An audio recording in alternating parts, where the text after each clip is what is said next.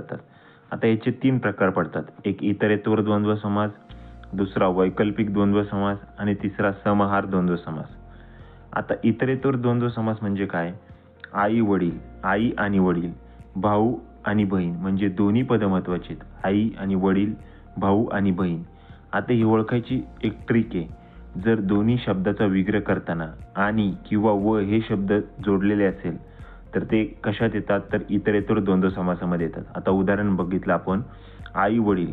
जेव्हा आपण यांचा विग्रह करतो, आई आणि वडील, आणि हा शब्द आलाय. आता भाऊ बहीण, भाऊ आणि बहीण व किंवा आणीने जोडलेले शब्द असतील तर ते येतात इतरेतर द्वंद्व समासामध्ये. आता वैकल्पिक.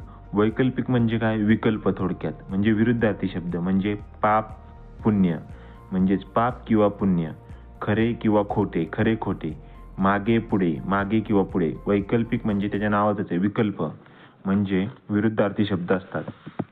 म्हणजे हा किंवा हा. आता समहार. समहार म्हणजे आहारासंबंधित. ह्याची ट्रिक काय आहे? आहारासंबंधित म्हणजे भाजी भाकरी, चहा पाणी, मीठ भाकर हे येतात समहार जातात. आता याचे 3 प्रकार पडतात. एक इतरेतर द्वंद्व समास, दुसरा वैकल्पिक द्वंद्व समास आणि तिसरा समहार द्वंद्व समास. आता इतरेतर द्वंद्व समास म्हणजे काय? आई वडील, आई आणि वडील, भाऊ आणि बहीण म्हणजे दोन्ही पद महत्वाची आहेत. आई आणि वडील, भाऊ आणि बहीण. आता ही ओळखायची एक ट्रिक आहे.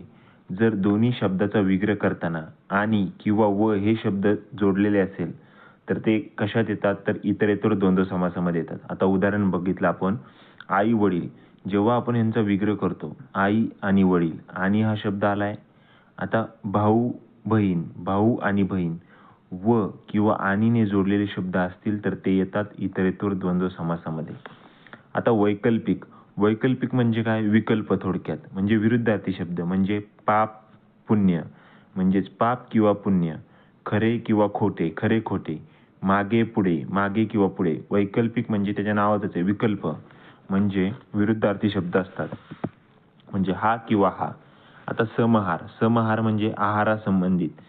ह्याची ट्रिक काय आहे? आहारासंबंधित म्हणजे भाजी भाकरी, चहा पाणी, मीठ भाकर हे येतात समहार